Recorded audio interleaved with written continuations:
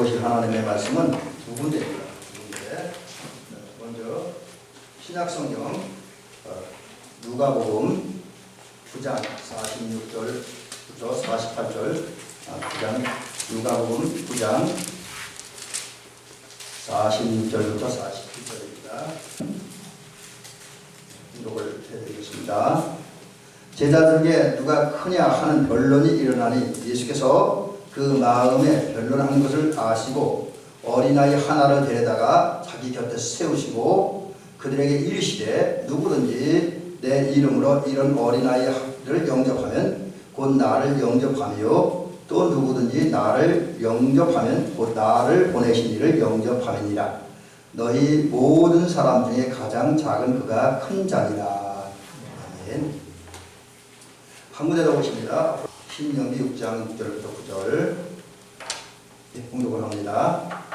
오늘 내가 네게 명하는 이 말씀을 너는 마음에 새기고 네 자녀에게 부지런히 가르치며 집에 앉았을 때든지 길을 갈 때든지 누워있을 때든지 일어날 때든지 이 말씀을 강론할 것이며 너는 또 그것을 내 손목에 매어 기호를 삼으며 내 미간에 붙여 표로 삼고 또 내 문설주와 바깥문에 기록할지니라.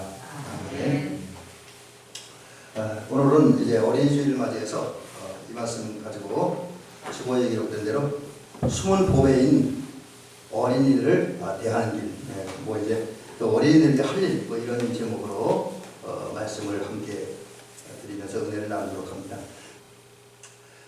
그 세상에는 드러나지 않았어요. 감춰져 있는데, 그리고 또 사람들이 인정 잘 안 하는데 인정하지 않은 것들 중에도 굉장히 가치 있는 것들이 많이 있습니다. 그걸 제가 보배라고 표현했습니다. 감춰져 있는데 보배들이 있어요. 그 보배들 중에 하나가 뭐냐면 전부는 나갈 수는 없어요. 그 많은 숨겨진 보배 중에 하나가 바로 어린이들이라는 거죠. 어린이들. 제가 왜 어린이들 가르칠 때 그냥 보배라고 그랬고 숨겨진 보배라고 그러냐. 이유가 있습니다. 여러분들은 어린이들을 얼마나 가치 있고 소중하게 여깁니까? 여러분 손자 손녀들을 정말 그 여러분 손자 손녀들이나 주변에 있는 어린아이들을 정말 보배로운 그 어떤 그 존재로 인식하고 대우하고 이용합니까? 그렇다면 참 좋은데 실제로 그렇지는 못해요. 이스라엘 역사를 보니까 뭐 예수님 오시기 전에도 그렇고 예수님 오실 때에도 아이들은 멸시받고 천대받는 존재였대요.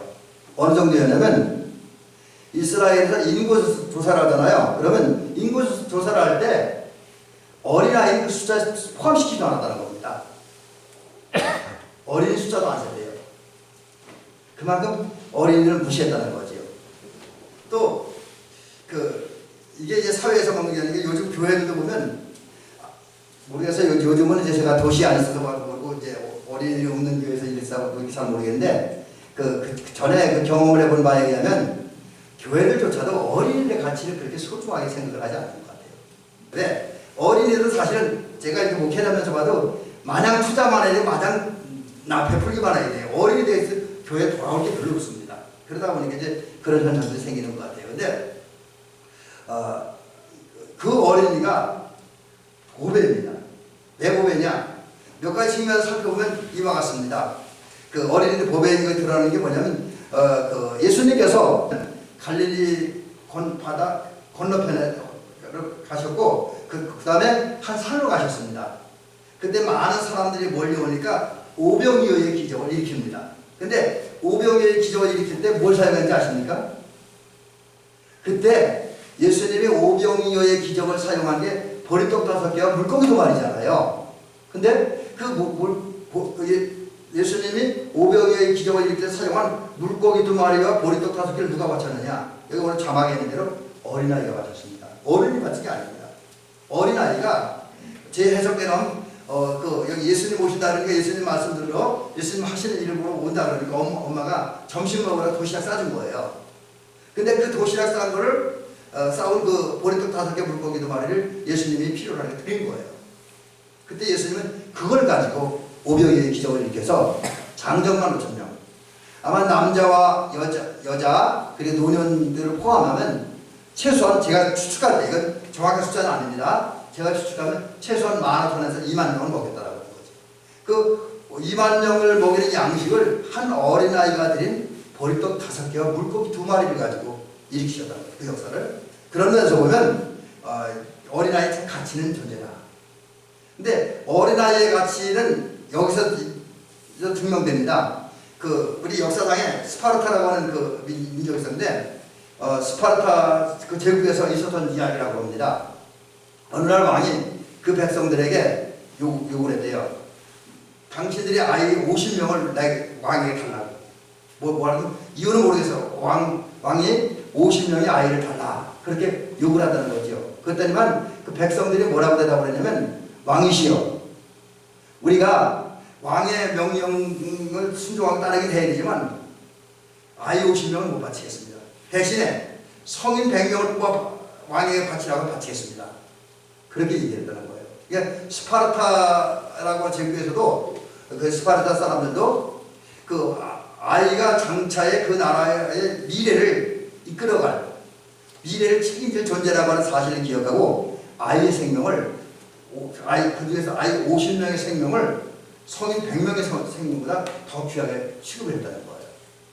이렇게 스파르타 그 무식한 나라에서도 어린아이의 가치를 인정했다라고 하는 겁니다. 또 성경을 보면 예수님도 굉장히 아이들을 소중하게 여겼어요. 왜냐하면 그 오늘 본문 말씀에 그렇게 얘기했잖아요. 너희가 돌이켜 어린 아이들과 같이 되지 아니하면 결단코 천국에 들어가지 못하리라. 여러분, 여기 중요한 말씀이 있어요. 천국에 들어가려면 어린 아이와 가져야 된다는 거죠. 어린 아이와 같은 성품, 어린 아이와 같은 역성을 가져야 천국에 들어간다. 어린 아이를 천국에 들어가는 기준을 정했다는 거죠. 어린 아이와 같으면 천국에 들어가고 어린 아이와 같지 아니하면 천국에 못 들어간다. 여러분, 이와 같이 예수님도 어린 아이를 귀하게 여기셨습니다.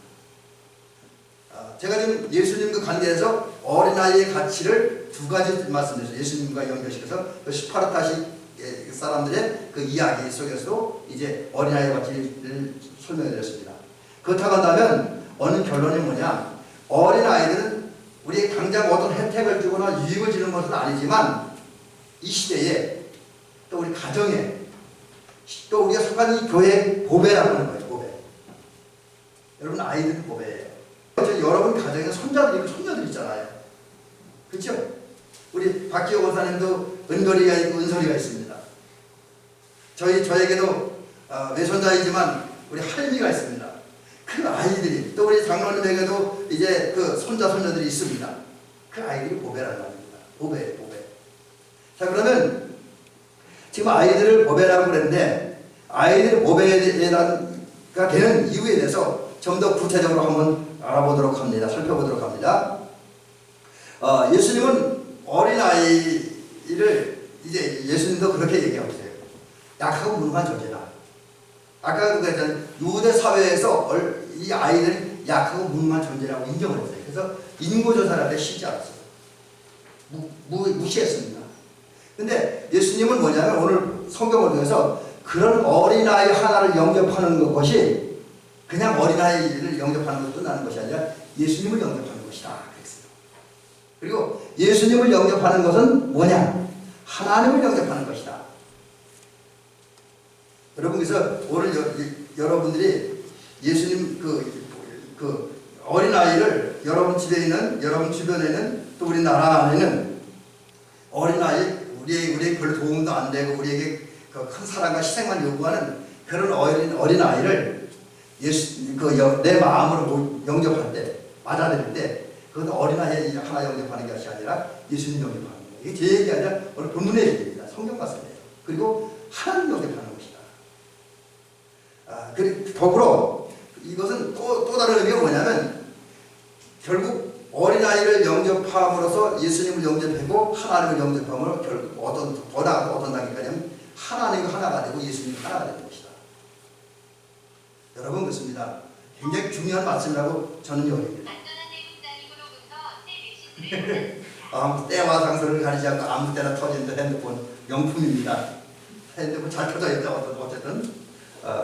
근데 하여튼 여러분 오늘 본문에 보니까 어린아이 하나 영접하는 것이 결국 하나님 하나 되는 비결이다. 예수님 하나 되는 비결이다. 그렇게 주님 말씀하고 있습니다.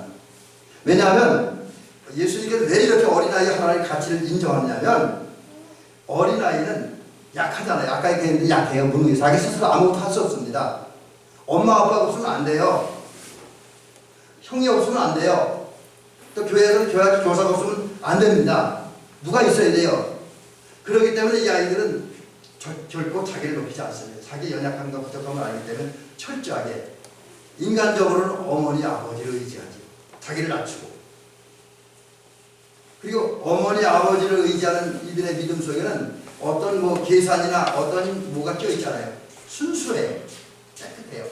근데 이것은 어머니 아버지를 향한 마음뿐만 아니라 하나님을 향한 믿음에도 마찬가지라는 거죠. 그 전에 저희 은사 목사님, 여러분 잘 아신 제 은사 목사님이 한번 그런 설교하는 걸 들었는데 그 설교가 지금도 기억이 나요. 어떤 아이가 은혜를 받았대요. 그 때문에 그 아이가 빨리 죽고 싶다 그랬대요. 근데 이거는 마음 아프게 들을 얘기 아니라 이 아이 생각이 뭐냐면 이제 좀 하나님 나라의 개념이 이제 조금 좀 이상하긴 한데 그때까지만 해도 우리 교회에서 천국 죽은 다음에 가는 나라로 주로 교육을 시켰어요. 그러다 보니까 거기에 영향을 받았고 이 아이가 은혜 받고 나서 그렇게 얘기해요. 나 빨리 죽었으면 좋겠다고. 왜 그랬는데 빨리 천국 가고 싶다. 이게 바로 순수한 아이의 신앙 아닙니까? 아이는 거기에 뭐 끼지 않아요. 불순물도 이런 거 끼지 않아요. 순수한 믿음 생활을 합니다. 그래서 이런 어린아이 하나를 영접하는 것이 하나가 되는 것이고 또 하나님 나라에 들어가기 합당한 존재를 인정하는 것이다. 그래서 이걸 보면 어린아이와 자기를 낮춘 자, 큰 자라. 이 큰 자라고 하는 말은 지난주에도 말씀드렸지만 위대한 자라는 뜻도 있지만 메가스라고 하는 말은 이제 합당한 자라. 하나님 나라에 들어가기 합당하고 하나님 나라에서 하늘의 상급을 받기 합당한 자다. 또 세상에서도 가장 위대한 사람으로 가장 존경받는 사람으로 인정받게 합당하다는 거예요. 이게 예수님이 인정하는 겁니다. 그래서 예수님은 그 어린아이의 순수와 겸손한 믿음 이것을 귀히 여기셔서 그 어린아이를 영접하는 것, 예수님 영접하는 것이고 하나님 하나님 것이고 그리고 결국은 이제 하나님 나라에서 상급받기 합당한 자를 인정하는 거예요. 이런 면에서 볼 때 아이들은 귀중하다라는 것이죠. 자, 그러면 이제 오늘 얘기 중에 가장 중요한 부분인데 이 보배와 같은 숨겨진 보배와 같은 어린아이를 내가 어떻게 대할 것인가. 또 우리 가정은 그 어린아이를 위해서 무엇을 해야 되는가. 우리 교회는 그 어린아이를 위해서 무엇을 해야 되는가를 잠깐 살펴봅니다. 여러 가지 얘기 제가 드리려고 합니다만 크게는 두 가지 해야 된다는 거죠. 뭘 해야 되냐. 첫째, 우리는 어린아이를 영접해야 된다는 거예요. 영접. 오늘 본문에 보면 분명히 예수님 말씀하셨죠. 제가 조금 전에 말씀하신 것 같이 예수님께서 내 이름으로 어린아이를 영접하면 나를 영접하고 누구든지 나를 영접하면 하나님을 영접합니다. 그렇게 말씀하셨습니다. 나를 보내시니 이 얘기는 결국 예수님 영접하고 하나님 영접하려면 어린아이를 영접해야 된다는 거죠. 그러므로 여러분 마음속에 여러분들은 이제 여러분 주변에는 아니 여러분 자녀들 또 이 지역에 있는 어린아이를 영접할 수 있게 주의 이름 간절히 부탁을 드립니다. 영접한다는 말에 어떤 의미가 있느냐. 이 영접한다는 말은 찾아보니까 굉장히 다양한 의미들이 있어요. 영접한다는 말 속에는 이런 뜻이 있습니다. 시인한다, 인정한다, 접근하도록 허용한다. 여기 접근하게 한다. 그 다음에 환영한다, 들어준다, 견딘다는 뜻이 있습니다. 자, 이런 말을 근거로 하면 이제 우리가 어린아이를 영접하기 위해서 해야 될 게 뭐냐? 바로 제일 처음에는 우리가 어린아이의 가치를 인정해야 된다는 거죠. 어린아이의 가치를 인정해야 된다. 그 어린아이의 가치가 뭡니까? 아까 말씀드렸잖아요. 가장 큰 자, 또 천국에 들어가는 어린아이와 같이 해야 된다. 그게 바로 어린아이의 가치죠. 예수님이 인정하시는 겸손하고 순수한 믿음을 가진 존재. 그래서 하나님 나라에 들어가기 가장 합당한 존재. 하나님 나라의 상급받기 가장 합당한 존재는 이 사실을 인정해야 된다는 거죠. 여러분 어린아이가 여러분에게 큰 도움이 안 된다고 무시하지 마세요. 교회에 아무런 재정적인 도움이나 어떤 전도한 도움이 안 된다고 무시하지 마세요. 어린아이는 굉장히 가치가 있습니다.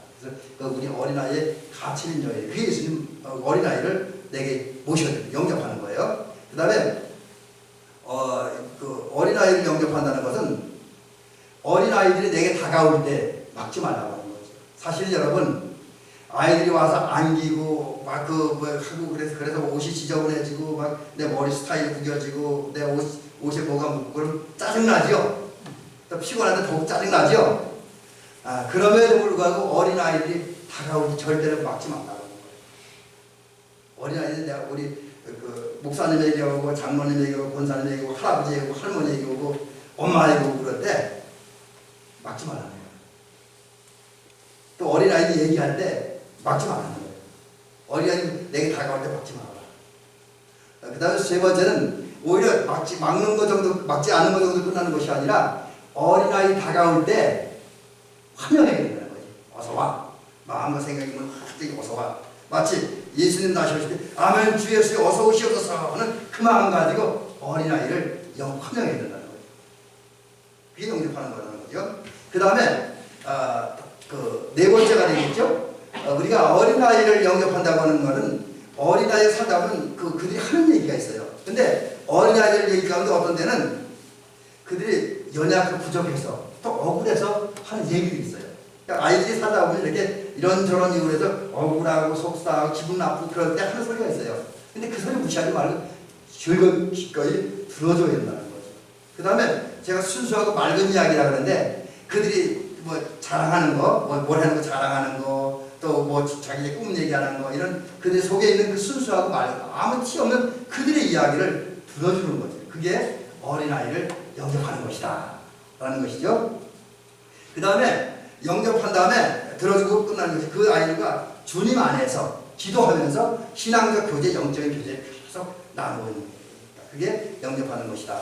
그 다음에 이제 어린아이 영접하기 위해 마지막 일 가운데는 함께 참으며 견디며 신앙이 경직해야 된다는 거죠. 천국을 향해서 하나님 나라를 향해서 예수 그리스도를 향해서 달려나가야 된다는 거죠. 이게 바로 우리가 어린아이를 영접하는 것이다. 이게 이제 우리가 보배와 숨겨진 보배와 같은 어린아이들이 할 첫 번째 일이고요. 두 번째 일은 뭐냐?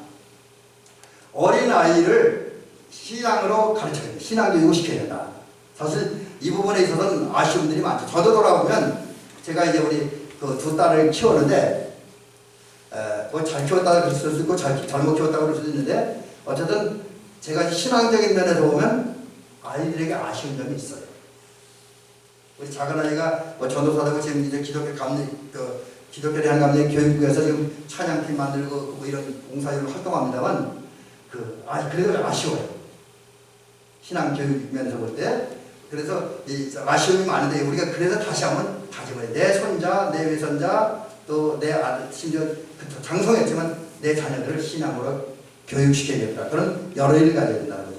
하나님은 말씀하십니다. 신명기 6장 6절부터 9절 이 말씀은 본문이니까 제가 그대로 읽어드리겠습니다. 오늘 내가 내게 명하는 이 말씀을 너는 마음에 새기고 네 자녀에게 부지런히 가르치며 집에 앉았을 때에는지 길을 갈 때에는지 누워있을 때에는지 일어날 때에는지 이 말씀을 강론할 것이며 가르치라는 얘기죠. 너는 또 그것을 내 손목에 매어 기호를 삼으며 내 미간에 붙여 표로 삼고 또 내 집 문설주와 바깥문에 기록할지니라.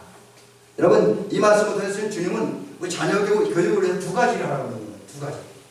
두 가지를 하는데 첫째로 먼저 우리 부모들이 해야 됩니다. 또 교회 어른들이 해야 됩니다. 그게 뭐냐면 가르치려면 해야 되면 말씀을 마음에 새겨야 돼요. 우리가 가르치는 말씀이잖아요. 내 안에 말씀이 없으면 내가 자녀를 못 가르쳐요. 어린이를 못 가르칩니다. 제가 오늘 이렇게 설교를 합니다만 이 설교할 때 제 안에 드는 게 아무것도 없으면 설교 못 하지요. 그럼 강단에 물러가야죠. 내 마음에 뭔가 있어야 돼요. 머릿속에 뭔가 있어야 돼요. 그래서 그러기 위해서 주님께서 주시는 말씀을 마음에 새기라. 오늘 여기서 보니까 이 모든 말씀을이라고 하고 있습니다. 주님은 이 모든 말씀을 여기서 이 모든 말씀이라고는 어떤 의미였냐면 짧게는 아주 간단히는 신명기 6장 4절 4절, 그 5절이죠. 4절, 5절.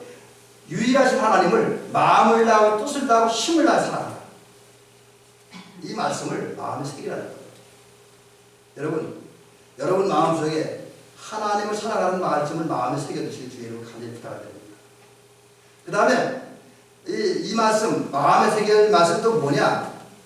구약에 있는 모든 율법들, 지난주에 제가 이걸 이제 그 율법에 대한 이야기를 드리면서 그 종교적인 율법이 있고 도덕적인 율법이 있다고 했습니다. 의식적인 율법은 이미 예수님에 의해서 폐기됐고 도덕적인 율법은 완성했다. 그래서 그게 도덕적인 율법이 10계명, 그 다음에 신명기 6장, 28장, 뭐 그 외에 우리 이제 구원받는 데 필요한 그런 율법들을 도덕적인 율법, 이건 하나님께서 태초에 사람 마음에 심겨진 율법이라고 하는데 이 율법들은 마음에 새기라는 거죠. 그 다음에 우리가 그 마음에 새길 이 말씀은 뭐냐?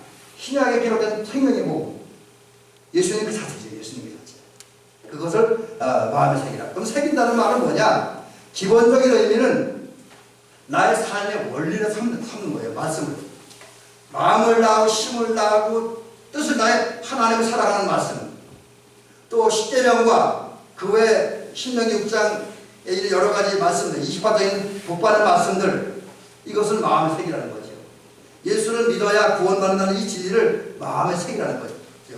그 삶의 원리 삼는 거죠. 근데 그러면 구체적으로 마음에 새기는 이게 좀 더 구체적으로 말씀드리면 우리가 그 말씀들을 나의 삶의 원리로 어떤 규범을 삼기 위해서 해야 되는 게 뭐냐면 내 마음과 머리에 하나님의 말씀을 채워줘야 됩니다. 그래서 여러분 마음과 생각을, 여러분 머리를 말씀으로 채우시길 주의를 간절히 부탁드립니다. 말씀으로. 그 다음에 이제 두 번째는 뭐냐면 그 말씀을 채우는 거 끝나면 안 돼요. 말씀을 나의 삶의 원리로, 삶의 규범으로, 삶의 기준으로 정해야 된다는 거죠. 그런 다음에 우리는 어떤 상황에 놓였을 때 말씀 따라 말씀을 기준으로 생각하고 말하고 행동해야 된다. 그것이 말씀을 마음에 새기는 것이다. 근데 우리가 자녀들과 우리 주변에 있는 어린 아이들을 신앙으로 바로 양육하기 위해서 필수로 해야 될 일이 내가 내 마음속에 말씀을 새겨놔야 된다. 그래서 이 일을 꼭 하시는 저와 여러분 되시기를 주의 이름으로 간절히 부탁을 드립니다. 그 다음에 두 번째는 어린이들에게 신앙교육, 다른 말로 교리교육을 시켜야 된다. 제가 이제 저 교리라고 딱딱하게 되는데 이거 설명을 해드릴게요. 교리라고 하는 말은 무슨 거냐면 기준이 성경이에요. 성경에 기록된 기독교 신앙의 내용들, 뭐 죄, 인간, 하나님, 뭐 예수님, 뭐 성령, 또 교회, 뭐 종말론 이런 것이 다 이게 교리죠. 그죠? 그래서 이것은 한마디로 기독교 신앙의 어떤 기둥이고 골격이 되는 것이다 라고 할 수가 있습니다. 근데 어떤 책을 보다 보니까 요즘 우리 신앙인들이 이단에 넘어가고 죄의 유혹에 넘어가고 그 다음에 교회가 흔들리는 이유가 뭐냐면 교리에 약하다는 거예요. 교리를 몰라서 그렇다는 거죠. 그래서 교리를 교육해야 된다. 그 교리 교육을 위해서 우리가 해야 될 일이 뭐냐면 우선 자녀들에게 성경을 끊임없이 말해줘야 된다. 그러니까 성경을 아이들이 읽기 전부터 부모들이 성경에 있는 말씀들, 기록된 말씀들을 그냥 읽어주고 들려주는 일들을 많이 해야 된다. 그래서 여러분, 이거는 책을 내가 읽어줘도 좋고, 아니면 요즘은 이 성경들이 많이 음성으로 이렇게 녹음된 거나 영상으로 녹음된 게 많잖아요. 그것을 들려주는 것도 교리교육의 큰 방법이다. 그 다음에 말씀의 내용만 전달하면 무슨 의미가 있겠습니까? 아이들이 모르는데. 그래서 그 아이들일수록 그 말씀의 내용도 쉽게 이제 그 말씀의 의미, 뜻 이런 것을 알려주고, 그 다음에 그것을 기초로 해서 어떤 상황에 처했을 때 어떻게 말하고 행동해야 될 것인가 이것도 알려줘야 되고, 그다음에 보여줘야 돼요. 이게 보여준다는 건 뭐냐면 어른들이 정말 말씀대로 살아가는 모습을 보여줘야 돼요.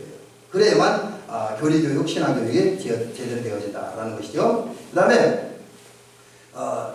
이거 이제 오늘 본문에 보면 여기 상징적인 의미가 있습니다. 말씀을 기록해서 이런 어떤 홍국 같은 기록해서 손목에 메고 또 미간에 붙이고 눈 부분에 붙이고 아니면 진문 바깥문이나 진문 안 문설주에 붙이라고 합니다. 이건 무슨 얘기냐면 말씀이 여기저기 붙어 있으므로 오고 가면서 생활하면서 자연스럽게 말씀을 보고 접할 수 있는 분위기와 환경을 만들라고 하는 거지요. 근데 이런 신앙교육을 누가 할 것이냐? 많은 분들이 교회에서 목사님이 하고 교사들이 하면 된다고 생각을 합니다. 근데 솔직한 얘기로 교회에서 목사님들이나 선생님들이 할 수 있는 건 제한적입니다. 많이 할 수 없어요. 그래서 가정에서 부모님들이, 할아버지, 할머니들이 어린 자녀들의 손주들에게 신앙교육을 해야 됩니다. 그래서 말씀을 가르치고 그러는 건데 주의를 성수하는 거. 그리고 예배를 어떤 예배에 참석시켜서 예배 드리는 일이 아주 몸에 배도록 자연스럽게 주일은 교회 나오고 예배 드리는 생활 습관화되도록 그렇게 자녀들을 훈련시켜야 된다는 거죠. 그리고 기도하고 찬양하는 거. 자, 그 다음에 이제 구체적인 좀 방법을 한번 제시해드리는데, 우리 자녀들을 어떤 인격 교육을 시킬 때 기본적으로 필요한 원리 방법이 있습니다. 그것을 무엇을 통해서 알려드리려고 하냐면, 유태인들의 교육 철학을 좀 우리가, 그러니까 유태인 자녀들을, 그리고 주변에 있는 어린이를 교육시키는 것을 이렇게 우리가 도입하고 활용했으면 아마 우리는 아이들의 신앙교육이나 인성교육이나 여러 가지 교육하는 데 큰 도움이 되리라고 여겨집니다. 그래서 몇 가지 소개를 해드리려고 하는데, 길게 설명 못 드립니다. 그냥 시간이 없기 때문에 짧게 제목만 말씀드릴게요. 절대로 우리 자녀들에게 뛰어나라고 가르치기보다는 남과 다르다고 가르치라는 거예요. 모든 사람 다 뛰어날 수 없잖아요. 그게 남과 다르다. 예를 들면 A라고 하는 어린아이가 그림을 잘 그려. 근데 B라고 하는 어린아이에게도 그림 잘 그려. 그렇게 강요하지 말라는 거죠. A라는 어린이가 그림을 잘 그리면 B라는 어린이는 피아노를 잘 치면 되는 거예요. C라는 어린아이는 글씨를 잘 쓰면 되는 거예요. 그러니까 똑같이 누구가 똑같이 되려고 얘기하지 말고 그들과 다른 너만의 장점, 너만 특기를 개발하라. 그렇게 가르치라는 거예요. 여러분의 손자, 손녀들, 자녀들 그렇게 양육하시기 바랍니다. 그 다음에 배우려면, 공부를 하려면 듣는 것도 중요하지만 말하는 것이 더욱 중요하다는 사실을 가르쳐주는 거예요. 그래서 우리는 사실 어린아이들이 뭐 할 때 자꾸 묻고 질문하면 못하게 하는데 그게 아니라는 거죠. 실제로 유태인들은 대학이나 초등학교나 이 공부를 할 때 시끄럽대요. 도서관도 시끄럽고 학교 교실들 무지하게 시끄럽대요. 왜 시끄러우냐면 선생님이 뭘 강의를 하면 그것에 대해서 아이들이 질문한다는 거예요. 그리고 토론한다는 거예요. 그래서 정말 선생님이 골치가 아플 정도로 아이들이 많은 질문을 한다는 거예요. 그래서 거기에다 충분한 답변을 준비하지 못하면 선생님은 무능한 선생님, 자격 없는 선생님이 된다는 거죠. 그래서 우리 아이들도 그냥 누가 가르쳐서 듣고만 있는 것이 아니라 듣고 질문하도록 가르쳐야 돼요. 그래서 서로 어떤 주제인가 이야기하도록 그렇게 가르쳐야 돼요. 이것이 공부하는 데 굉장히 도움이 된다고 합니다. 그 다음에 일을 할 때 몸을 써서 일하는 것도 좋지만 머리를 써서 일을 하는 걸 가르치는 거예요. 머리를 써서 일하는 거. 여러분께서 우리 자녀들에게 머리를 쓰는 걸 가르쳐야 돼요. 그리고 우리가 이제 살아갈 때 일을 해야 되는데 뭐 모든 일을 다 할 필요는 없습니다. 자녀들에게 하기 싫은 일을 하지 말라고 가르쳐야 돼요. 대신 무엇을 하면 최선을 다해 열심히 하라고 가르쳐야 된다는 거죠. 유태인들은 그렇게 가르친대요. 공부를 하든 운동을 하든 뭘 하든 하기 싫으면 하지 마라. 그러나 네가 한 번 하기를 작정했으면 최선을 다하라, 열심히 하라. 그렇게 가르친다는 거죠. 우리에게 그것이 필요합니다. 그 다음에 자녀를 가르칠 때 배우는 걸 중단하면 20년 배운 것을 2년이면 다 잃어버린다. 이건 무슨 얘기냐면 끊임없이 배워야 된다는 거예요. 아무리 많이 배워도 계속 공부하지 않으면 잊어버려요. 제가 이제 컴퓨터를 많이 하다 보면 프로그램 많이 공부하는데 어떤 프로그램 자주 쓰는 건 계속 기억이 나는데 아무리 열심히 배우고 익혔어도 2달만 안 하면 잊어버려요. 그래서 끊임없이 공부해야 된다. 그리고 그 다음에 개성을 살려야 된다. 개성을 살리면 너에게도 유익하고 나에게 유익하다. 모두에게 유익하다. 그래서 개성을 살리라. 그 다음에 이건 우리 어른들이 꼭 해야 되는데 우리 아이들이 잠들기 전에 책을 읽어주어라. 성도들은 특별히 우리 자녀들, 우리 손자들 잠들기 전에 읽어주는 좀 좋은 신학의 서적을 읽어주는 그런 일들을 해야 된다라는 것이죠. 그 다음에 잘못한 자녀들은 그냥 넘어가지 말고 반드시 혼내주고 그걸 처벌을 주는데 그걸 끝나지 말고 반드시 그 다음에 안아줘라. 그러니까 사랑과 채찍을 함께 나눠주는 거죠. 이게 이제 유대인들의 교육 원리 우리가 활용할 필요가 있습니다. 그다음에 우리랑 좀 다른 건데 우리 어릴 때부터 공부를 무지하게 시키는데 유태인들은 평생을 공부하기 위해서 어릴 때 실컷 놀아나는 거예요. 그래서 어릴 때는 놀린대요. 공부 안 시키고 그 다음에 친구 선택할 때 좀 짙고 높게 생각하고 선택해야 된다. 그 다음에 이제 우리는 뭐 어떤 때 유대인들은 자녀들이 잘못하면 벌을 주는데 유대인들의 가장 큰 천벌은 침묵이나 아무 말 안 하는 게 가장 무서운 벌이라고 봅니다. 그래서 우리도 이런 것을 한번 해볼 필요가 있다라는 생각이죠. 그 다음에 자녀가 잘못할 때는 둘 중에 하나, 반드시 하나. 그냥 대충 넘어가서 혼내거나 아니면 용서하거나 둘 중에 하나는 반드시 선택을 해야 된다. 적절하게. 그 다음에 이제 자녀들 교육할 때 정해진 일은 정해진 기간 내에 하도록. 그러니까 오늘 할 일을 내일로 미루지 말고 오늘 할 일은 오늘 하는 그런 생활 습관을 길러주라. 라는 것이죠. 이게 우리 기도하는 데도 마찬가지예요. 오늘 기도하고 오늘 해야지 내일 하면 안 된다는 거죠. 그 다음에 우리가 또 자녀들에게 해줘야 될 게 내 것과 남의 것, 우리 것을 분명히 구별하라. 근데 어떤 사람은 내 것도 내 것, 남의 것도 내 것, 우리 것도 내 것을 하는 사람도 있으니까 그건 안 된다는 거죠. 내 것과 남의 것, 우리 것을 정확하게 구별하고 적절하게 활용해야 된다는 거죠. 그 다음에 내가 살다가 누구의 피해를 당할 수 있습니다. 근데 피해를 당할 때 기억을 잊어버리면 안 됩니다. 그러나 용서하라는 거예요. 그래서 여러분 그 유태인 역사에 보면 가장 아픈 역사가 있잖아요. 2차 대전 때 그 히틀러에 의해서 600만의 유태인들이 그 가스실에서 학살당하잖아요. 죽었잖아요. 근데 그것에 대해서 유태인들은 어떤 생각을 가졌냐면 그 아픈 역사를 그들이 기억을 해요. 그러니까 그런 역사를 되풀이 안 해요. 그러나 독일 사람들 미워하진 않습니다. 용서는 합니다. 그래서 우리도 살다 보면 다른 사람이 나에게 아픔을 상처를 주는데 그리고 어떤 나에게 뭐 좀 모욕적인 일을 줄 때 기억을 할 필요가 있습니다. 왜? 그런 건 다시 당하지 않아요. 그러나 용서는 해야 된다. 라는 것이죠. 자, 이제 마지막 결론으로 이런 얘기 한번 드리고 오늘 말씀을 마치려고 합니다. 자, 주님이 이제 우리에게 이렇게 구약 성경을 통해서 또 신약 성경을 통해서 예수 어린아이를 영접하고 그 다음에 어린아이들에게 신앙교육을 잘 시켜라. 자녀들의 신앙교육을 잘 시켜라. 그렇게 말씀하십니다. 자, 그렇다고 하면 그 교육의 열매, 교육의 결과는 뭐냐. 이제 이것을 유태인의 그 역사를 통해서 잠깐 말씀드리고 오늘 말씀을 끝내려고 합니다. 유태인들은 그 확실한 교육을 가지고 이제 교육을 하고 그 결과 열매를 맺었습니다. 근데 그 유태인 실제로 이 자료를 보면 유태인들이 사용했던 교육 철학과 그 활용이 삶에 굉장히 유익하고 도움이 된다는 사실을 깨닫습니다. 실제로 유대인 가운데 정말 세상에서 인정한 큰 자들이 많이 생겨났습니다. 자, 그러면 이제 어떤 거냐면 그 살펴보면 이렇습니다. 유태인 역사가 그게 고난의 역사였어요. 4,000년 가까이 박해를 받는 역사가 유태인 역사라고 그러고요. 그리고 2차 대전이 끝나고 1948년에 이스라엘 나라가 건국되기 전까지 이스라엘은 각지 흩어져 살았습니다. 국가도 없이 땅도 없이 돈도 없이 살았습니다. 그러나 그 가운데 그들은 확신이 한 게 있어요. 아무리 어려워도 자녀들과 주변에 있는 어린이들에게 신앙을 가르치고 이스라엘 역사를 교육시켰어요. 끊임없이. 이제 회당을 중심으로 또 가정을 중심으로 그런 일들을 했습니다. 근데 그 결과가 뭐냐? 헌자가 많이 나왔습니다. 사실 이스라엘 인구는 세계 인구 0.2%밖에 안 돼요. 이게 1,700만 정도 된다고 합니다. 그런데 논란이 사실 제가 이제 몇 가지 자료를 소개해드리려고 하는데 이제 자료만 소개해드리고 오늘 말씀을 마치려고 합니다. 노벨상을 수상한 사람들 가운데 23%가 유태인이래요.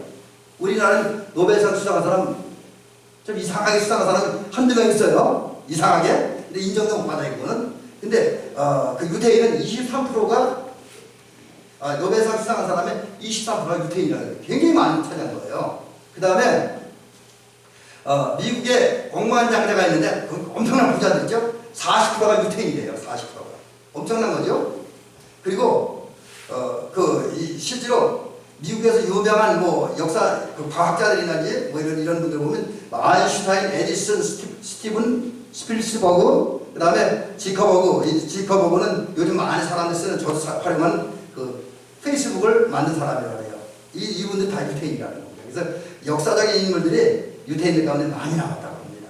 또 기업들 가운데 큰 기업들 엄청나게 많은데 뭐 예를 들어서 리바이스, 그 다음에 우리가 뭐 있잖아요. 이거 머리 샴푸 쓰는 거, 비달사슴, 그 다음에 제로스, 시티그룹, IBM 컴퓨터, IBM, 그 다음에 GM 자동차 회사 있잖아요. JP모건, 그 다음에 AI 생명, 우리나라에 들어왔죠. ABC, CBS, AP통신, 로이터통신, 뭐 이런 것들 제가 이제 다 뒤에 거 넘어가게요. 이런 대기업들이 다 유태인일 거라는 거죠. 자, 제가 뭘 말씀드리려고 이 얘기를 하냐면 이들이 어려고 힘든 중에도 하나님을 본인들이 말씀을 마음에 새기고 비록 유태계 신앙이지만 하나님을 섬기고 경외하는 신앙을 살았습니다. 그 자녀들에게 철저한 신앙 교육을 시켰습니다.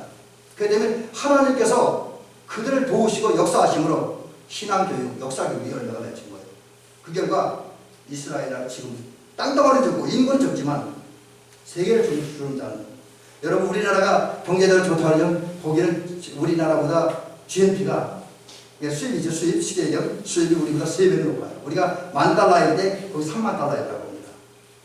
지금도 첨단 군사 분야에서 첨단 세계 최고의 경제에 이르는 분야들이 꽤 많습니다. 왜 이런 현상이 생기냐? 조그만 나라인데 사실 머리는 유태인보다 그게 더 좋대요. 그럼에도 불구하고 유태인 가운데 이렇게 큰 자가 많이 나오는 것은 철저한 신앙을 가지고 하나님 섬긴 그 하나님 종의 철저한 신앙을 가지고 자녀들에게 철저한 신앙 교육을 시켰고 어린애들에게 후세들에게 철저한 역사 교육을 시켰고 그 결과 하나님을 사랑하는 마음과 민족을 사랑하는 사랑의 마음, 애족심을 심어줬기 때문이라는 거지요. 자, 그렇다고 본다면 이 어린이 주일에 우리가 함께 생각을 해보고 우리 가정이 복된 가정, 우리 후손들이 하나님의 복을 받아 누리게 하기 위해서 우리 대한민국 세계 정상에 이르게 하기 위해서 할 일은 성도들이 이제 다시 한번 자각을 하면서 우리 하나님 우리에게 주신 자녀들, 우리 손자 손녀들, 우리 집에는 많은 어린아이들, 또 청소년들을 신앙을 가르쳐야 되겠다는 거죠. 끊임없이 하나님의 말씀, 거리교육을 해야 된다는 거죠. 끊임없이 다양한 방법으로 이 일을 해야 된다는 거죠. 그래서 이제 이 사실 기억하고 지금까지 여러분 잘들 하셨지만 앞으로도 자녀들 또 손자 손녀들의 신앙교육, 또 교회 안에 있는 청소년들과 어린아이들의 신앙교육에 열심을 내면서 우리도 하나님의 도움으로 하나님의 은혜로 이제 뭐 아이슈타인 같은 그런 대인물을 만들어내는 역사에 동참할 수 있기를 주의 이름으로 축원합니다.